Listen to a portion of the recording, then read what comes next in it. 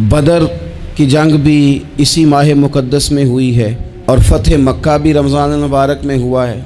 मैं दोनों पर गौर कर रहा था तो एक नया मज़मून मेरे जहन में आने लगा। बदर की जो जंग है उसमें भी एक अजीब इनकलाब आया है कि 313 ने 1000 से मुकाबला किया, और जिन 1000 से मुकाबला किया वो असलहे से लैस थे, और ये जो 313 हैं इनके पास 6 ज़िरहें, 8 तलवारें, चंद घोड़े। लेकिन अल्लाह ने कामयाबी दी तो ख़ुद रब ने बयान किया किस तरह दी। फरमाया वलक़द नसरकुमुल्लाहु बिबदरिन व अंतुम अज़िल्ला।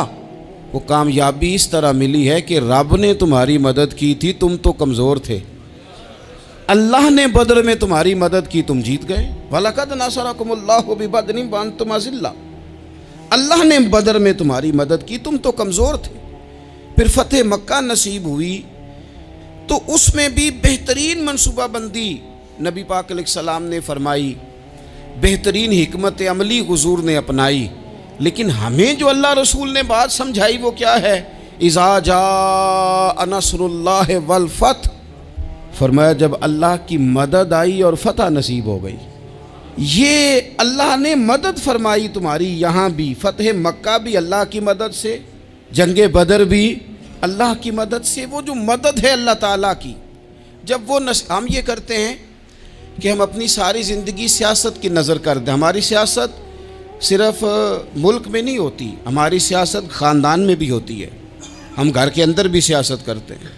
हम किसी ख़ास तरीके से लोगों को अपने पीछे चलाना चाहते हैं। हम एक ख़ास उसलूब इख्तियार करते हैं कि लोग हमारे पीछे चलें। उसका नुकसान हमें ये होता है कि सियासत जो होती है ये शतरंज के हेर फेर की तरह होती है। तो इसके राज बड़ी जल्दी खुलने लग जाते हैं। पता चल जाता है कि बंदा मुखलिस नहीं था, सियासत कर रहा था, तरीके सलीके से इसने जोड़ के रखा हुआ था। हम हर जगह सियासत के बलबोते पर चीज़ों को लेकर चलना चाहते हैं, सियासतें नाकाम हो जाती हैं, सियाने सियाने लोग फेल हो जाते हैं। बचता सिर्फ वही है जिसके पीछे रब ताला की मदद शामिल हाल होती है। अपनी ज़िंदगी के अंदर हम जो कुछ भी कर रहे हैं, जिस शोबे से भी हमारा ताल्लुक़ है, आज हमने इस बात पे गौर करना है कि पहले तो ये गौर कर लें कि जो काम हम कर रहे हैं क्या वो काम ऐसा है कि उसमें अल्लाह की मदद हमें मिलेगी। अगर आप कोई माज़अल्लाह नाजायज़ काम कर रहे हैं, फेले हराम का इर्तिकाब कर रहे हैं, तो उसमें तो मदद इलाही आएगी नहीं। पहले तो ये देखें जो कर रहे हैं वो काम मदद इलाही वाला है, और अगर अल्लाह ताला की मदद वाला वो काम है फिर उस पर गौर करें कि क्या हमने मालिक से मदद का सवाल किया है, हमें मदद मुयस्सर आ रही है। वो मैंने बुज़ुर्गों से एक बात सुनी थी, वो बड़ी याद रह गई। वो फरमाया करते थे काबिलियत भी बड़ी चीज़ है लेकिन कबूलियत सबसे बड़ी चीज़ है।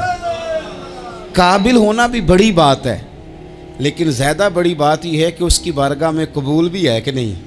अपनी ज़िंदगी में अल्लाह की मदद की तरफ बढ़ें, मालिक की मदद का हुसूल इख्तियार करने की कोशिश करें। हुजूर 1400 सहाबा को लेके गए उम्रा करने। मकामे हुदैबिया पर पहुंचे तो काफिरों ने रोक लिया, हम उम्रा नहीं करते। तू और मैं खादम और जो वारिसो मालिक हैं 1400 सहाबा हम नहीं उम्रा करने देते, वापस जाइए। सुलह लिखी जा रही है। सुलह की शर्तें क्या हैं? मक्के से कोई आदमी गलती से भी मदीने चला गया, मक्के का आदमी, तो मुसलमान अगर इनके जुल्म से तंग आके, मक्की मुसलमान काफिरों के जुल्म से तंग आके मदीने चला गया तो मदीने वाले वापस करेंगे। और अगर मदीने से कोई शख्स गलती से भी मक्के चला गया तो मक्के वाले वापस नहीं करेंगे। इतनी सख्त शराइत। हजरत उमर गुस्से से कांपने लगे, सहाबा परेशान है, पर मेरे रसूल पाक ने सब्र दिखाया। हौसला, तदब्बर, ये तदबीर है। सब्र एक बेहतरीन तदबीर है, अगर कोई अपनाए तो बेहतरीन तरीका है। हुजूर ने फरमाया हमें मंजूर है, सुलह करो।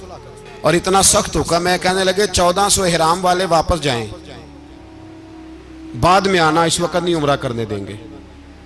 मेरे नबी पाक अलैहि, मुझे बताओ, मुझे और आपको दुख होता है, तैयारी हो तो प्रोग्राम रह जाए, तो अगर इहराम बांधा हो और अल्लाह के रसूल ने बंधवाया हो तो हुजूर वापस लौटने लगे तो कितनी तकलीफ की बात है। हुजूर ने फरमाया चलो आइंदा आएंगे। मुआहदा लिखा जा रहा है, हजरत अली मुआहदा लिख रहे हैं। लिखो मोहम्मदुर रसूलुल्लाह सल्लल्लाहु अलैहि मोहम्मदुर रसूलुल्लाह सल्लल्लाहु अलैहि वसल्लम और कुरैश मक्का के बीच मुआहदा।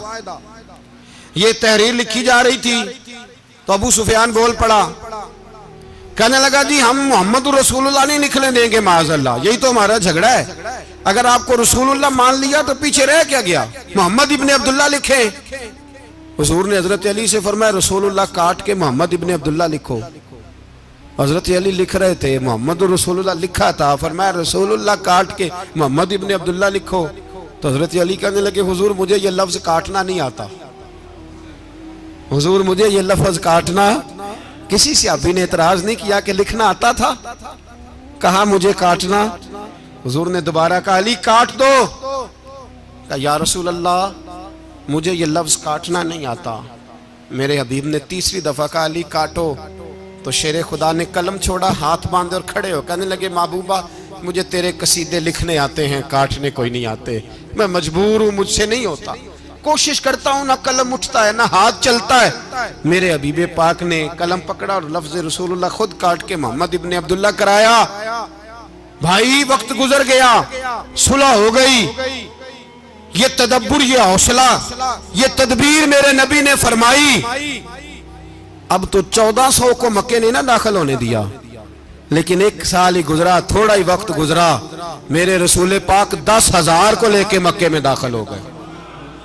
10,000 उसने फायदा दिया। हिकमत क्या थी, तदब्बुर क्या था।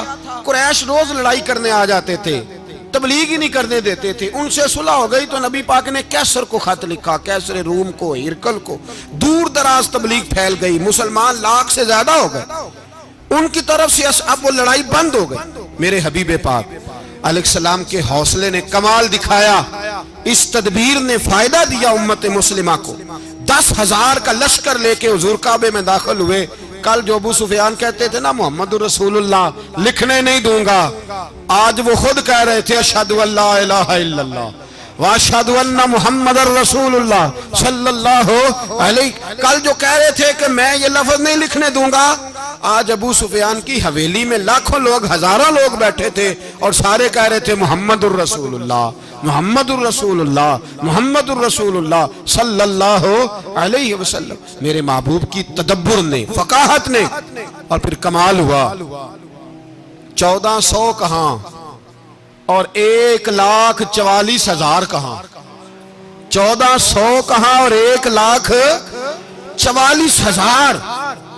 1400 को नहीं जाने दिया उम्रा करने, मेरे रसूल पाक 1,44,000 को लेके हज करने चले गए। हुजूर ने हज किया, हर तरफ लब्बैक लब्बैक की सदाएं बुलंद हुई। ये मेरे नबी पाक का तदब्बुर है, हौसला है। अगर वक्ती तौर पे हौसला कर जाओगे, दिलेरी कर जाओगे, आने वाला वक्त आसान हो जाए। हौसला नहीं, सब्र नहीं, सुकून नहीं, दो चार बातें, यहां तक के लोग अब्बा जी की बात बर्दाश्त नहीं करते, ऐसे जुमले कह देते हैं जो दोबारा पलट के नहीं आते, माँ को लफ्ज नहीं बोलते, बाप की रूह तक छलनी कर देते हैं वो जुमले। लेकिन लोग उस वक्त हौसला करने, और हम पंजाबी लोगों ने तो गुंजाइश ही बड़ी दे दी है, कहते हैं बच्चा है जे एक ही है, एक वे हौसला करे की है माशाल्लाह। तो अगर जवान हो गया तो कहते हैं गर्म खून है, मुका कम। अगर बूढ़ा हो गया तो कहते हैं बूढ़ों में हौसला नहीं होता, ना बच्चे में ना ना, तो किस में हौसला होगा? बोले किसी में भी नहीं। छुट्टी, सबको फतवा मिल गया ना, ये बच्चा है जी, अभी ये तो बच्चा है, आप तो सियाने बयाने हैं, ये बच्चा है। कमाल हो गई है भाई, क्या मतलब है बच्चा है? बच्चे को सारा पता है, हर चीज उसे आती है, हौसला करना ही नहीं आता। और फिर कह दिया वो तो गर्म खून है। वो क्या बात करते हो, गर्म खून? अब्बे के गले पड़ गया गर्म खून, इसको खड़ा करो ना एसपी के सामने और इसको को मार थप्पड़ उसके मुंह पे, तेरे गर्म खून का पता चले। गरीब के ये गले पड़ गया, इसको खड़ा करो एसओचओ के सामने, फिर पता चलेगा खून कितना गर्म है। वहां बिल्कुल चुप है, बिल्कुल खामोश है, और गर्म खून इसका सिर्फ अम्मा के लिए। जलाल सिर्फ रह गया, अगर गरीब घर की बेटी ब्याह के लाया तो सिर्फ उसके लिए। कोई ऐसी बात नहीं, हम बड़े सियाने, हमारा गुस्सा बड़ा समझदार है, हमारा वो गर्म खून बड़ा सियाना है। वो जहां देखता है कि मामला हल्का है तो वहां वो गर्म खून जलाल में, और जहां देखता है कि सामने वाला तगड़ा है तो वहां वो गर्म खून फौरन ठंडा हो जाता है। हौसला पैदा करे। जिंदगी हौसलेमंद लोग जीते, जो हौसलेमंद नहीं होते वो तो जिंदगी का एक साल लुत्फ से नहीं जी पाते। हौसला करें, मुस्कुराएं।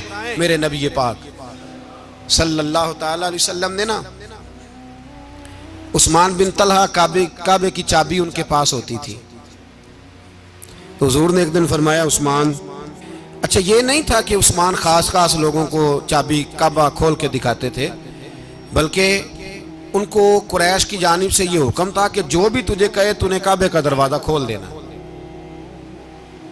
नबी पाक अलैहिस्सलाम ने ना हिजरत से 2-4 दिन पहले कहा कि उस्मान जरा चाबी दो, मैंने काबा अंदर से देखना है। बड़े ठंडे दिल से जरा सुनना, इधर देखो मेरी तरफ, इधर देखिएगा जरा मेरे भाई। मैंने एक बंदे से कहा यार पानी की बोतल देना दुकानदार से, एक है उसने कह दिया नहीं मेरे पास। इस बात का कोई गुस्सा? बोलिए। और अगर वो कहे सारे जमाने को मिलेगी आपको नहीं देनी, फिर बोले मेरा ख्याल है चुप करके हंस के आ जाएंगे, सवाल ही नहीं पैदा होता। हम कहेंगे मुझे नहीं ना देनी तूने, तो दुकान उठा यहां से, बंद कर इसे। क्या मतलब है सबको देनी है तुझे नहीं देनी? क्या माने इसका? लेके जाऊंगा, झगड़ा होगा, बहस करेंगे। उस्मान बिन तलहा से हुजूर ने फरमाया दरवाजा खोलो, काबा देखना है। उस्मान कहने लगा मैं सारी दुनिया को दिखाऊंगा, आपको नहीं दिखाऊंगा। कितनी सख्त बात है, पर कुर्बान जाएं रसूलुल्लाह के हौसले पे सल्लल्लाहु अलैहि। उस्मान कहते हैं मैंने ये बात की तो नबी पाक मुस्कुराने लगे, और मैं अच्छा नहीं देनी, तो हुजूर ने ना मुस्कुरा के और मेरी कमर पे थपकी दी, फरमाया अच्छा याद रखना ये चाबी मैं तुझसे ले लूंगा, और जिसको मेरा दिल करेगा मैं उसको दूंगा। उस्मान कहते हैं रोज रात को नबी पाक के ये जुमले मेरे कानों में गूंजते थे कि हुजूर ने फरमाया। कहते हैं जिस दिन पता चला ना नबी पाक 10,000 का लश्कर लेके आ रहे हैं, तो अबू सुफियान मीटिंगें कर रहे थे, मक्के के सारे सरदार तैयारी कर रहे थे, और मेरे कानों में एक ही लफ्ज था कि हुजूर ने फरमाया मैं चाबी ले लूंगा, फिर जिसको मैं चाहूंगा उसे दूंगा। उस्मान कहते हैं हद हो गई, वक्त गुजर गया। हुजूर आ गए, तवाफ फरमाया, और तवाफ के बाद मेरे नबी पाक अलैहिस्सलाम ने फरमाया बुलाओ ना जरा उस्मान को। उस्मान कहते हैं मैं चाबी लेके आया तो दूसरा जुमला कोई नहीं। साढ़े ना कोई बंदा मशवरा देवे ओदी ना मनीए, ते जे काम उंज हो जाए ना जिंज उन्हें मशवरा दिता सी ते वो नाल ही गौस पाक बन जाता। तेनों आखिया सी ना, फौरन ही दाता वाली अजवेरी हो जाता है। वो कहते तेन पता नहीं मैं किड्डा वली अल्लाह, तेनों मैं आखिया सी ना इंज ना कर। और बंदा परेशान होता है, काम उल्ट हो गया, और लागों आखी जाता वेखो जी मैं तो तुहानू पहलों ही आखिया सी जी। अजीब बात है, शेख चिल्ली की तरह पीछे पड़ जाएगा, मैंने तो पहले ही कहा था। ओ बस कर यार, अब तू ख्वाजा मोइनुद्दीन अजमेरी हो गया, बस करो। मशवरा ही होता है, किसी का मिल जाता है और किसी का नहीं लिया जाता। फौरी तौर पे बंदा उठ के ना तो विलायत की चौथी सीढ़ी पे चढ़ जाएगा, कहेगा मैं तो अब्दाले वक्त हूं, मैं कुतबे दौरा हूं, मैंने तुझे कहा नहीं तो अब बस कर यार। कई दफा मशवरे सही होते हैं, कई दफा सही। बोलिए। नबी पाक सल्लल्लाहु अलैहि वसल्लम की ओहद के दिन ख्वाहिश ये थी कि अंदर रह के लड़ना है। जवान सहाबा ने कहा बाहर जाके लड़ाई करनी है। हुजूर ने बाहर जाके जंग की, बज़ाहिर मुसलमानों को शिकस्त हुई। हुजूर ने एक दफा नहीं कहा कि मैंने तुम्हें कहा नहीं था अंदर रहना है, बस हो गया जो हो गया। अब उसमें फटाफट अगले को हौसला दो, कोई अर्ज नहीं यार। नबी पाक सब बोलिए सल्लल्लाहु अलैहि वसल्लम, मेरे हबीब पाक अलैहिस्सलातु सलाम ने ना कहा उस्मान को बुलाओ। उस्मान आए तो उस्मान कहते मैंने चाबी दी तो मैं तैयार था कि अब मेरी बात होगी और रुसवाई होगी। लेकिन कहते हैं कुर्बान जाए मुस्तफा ने तो ये जुमला भी नहीं कहा कि मैंने तुझे कहा नहीं था, ये भी नहीं कहा। हुजूर ने चाबी ली, काबे के बुत साफ किए, नमाज पढ़ी, वापस आए। फरमाया उस्मान मेरा वादा था तेरे साथ कि जिसको मैं चाहूंगा चाबी दूंगा, ये लो चाबी मैं तुझे ही देना चाहता हूं, ले लो रख लो। उस्मान कहते हैं वो चाबी नहीं मेरे तरफ आ रही थी, मेरी तरफ ईमान आ रहा था। वो चाबी नहीं आ रही, ईमान आ रहा था मेरी जानब। कहते हैं मेरे हाथों में चाबी आई और मेरी जुबान पे कलमा है तौहीद जारी हो गया। भाई तदब्बुर, हौसला, सबर, रज़ा, हमें तो टाइम भी नहीं गुजारना आता। घर का माहौल, घर के अंदर रह के लोग दुखी हैं, इसलिए कि हमारी तबीयतों में हौसला नहीं, एक मिनट के लिए नहीं, एक सेकंड के लिए भी हम ये बर्दाश्त नहीं करते कि चलो थोड़ा इंतजार करें, वक्त को देखें, मौके को देखें। मेरे नबी पाक अलैहिस्सलाम पे इतनी मुसीबतें आई कि पहाड़ पे आती तो वो रेजा रेजा हो जाते, लेकिन किसी मकाम पर भी हुजूर अलैहिस्सलाम शिकवा करते नजर नहीं आते। हम गरीबी का रोना रोते हैं, हर चौथा आदमी कहता है बड़ा गरीब हूं, लेकिन मेरे नबी पाक अलैहिस्सलाम ने चौथे दिन खजूर खाई, सिरका खाया है और मोटे बान की चारपाई पे आराम किया। हजरत उमर ने कहा हुजूर कितनी तकलीफ है? फरमाया उमर कोई तकलीफ नहीं, थोड़ा सा तो वक्त है, जन्नत में जाएंगे, सारी नेमतें अल्लाह ने हमारे लिए तैयार की हुई है। राजी बिरज़ा, राजी बिरज़ा, कोई किसी किस्म का मसला नहीं। हमें आजमाइशें आती हैं, तकलीफें आती हैं, बीमारियां आती हैं, लोग छोटी छोटी बात पर परेशान हो जाते हैं, जरा जरा सी बात पर शिकवा करते हैं। मेरे रसूल पाक अलैहिस्सलाम ने फरमाया जब मेरा रब किसी को बीमार करता है तो 2 फरिश्तों को भेजता है, जाओ मेरे बंदे की तीमारदारी करके आओ। अल्लाह अकबर, खुद रब भेजता है, जाओ मेरे बंदे की। तो मुझे बताइए जब अल्लाह भेजे तो फिर तंदुरुस्त खुश नसीब हुआ के बीमार? जी तंदुरुस्त फिर खुश नसीब कौन हुआ? मेरे नबी पाक सल्लल्लाहु अलैहि वसल्लम ने फरमाया रब 2 फरिश्ते भेजता है, फरमाता है पता करके आओ मेरे बंदे का उसका क्या हाल है। हालांकि अल्लाह सारा ही जानता है। फरिश्ते आते हैं, वापस जाते हैं, रब करीम पूछते हैं बताओ मेरा बंदा क्या कहता था? अल्लाह तुझे सारा ही पता है, पर हमसे पूछते तो बता देते हैं। वो ये कहता था कि मैं अपनी रब की रजा पे बड़ा ही राजी हूं। वो तेरी हमद कर रहा था, तेरी तारीफ कर रहा था, तेरा शुक्र कर रहा था, तेरे लिए कलीमाते हमद बयान कर रहा था। तो मेरे नबी पाक अलैहिस्सलाम फरमाते हैं, अल्लाह फरिश्तों से फरमाता है सुनो फिर, अगर मैं अपने बंदे को इस बीमारी में शिफा दूंगा तो उस तंदुरुस्ती से ज्यादा अच्छी तंदुरुस्ती दूंगा जो पहले इसे अता की हुई थी, पहले से अच्छी सेहत दूंगा। और अगर इसे इस बीमारी में मौत दूंगा तो फिर मरते ही इसके लिए मैं जन्नत का फैसला फरमा दूंगा। भाई जब तू राजी बिर्रिज़ा रहता है, राजी बिर्रिज़ा, बड़ी सादी सी बात है भाई।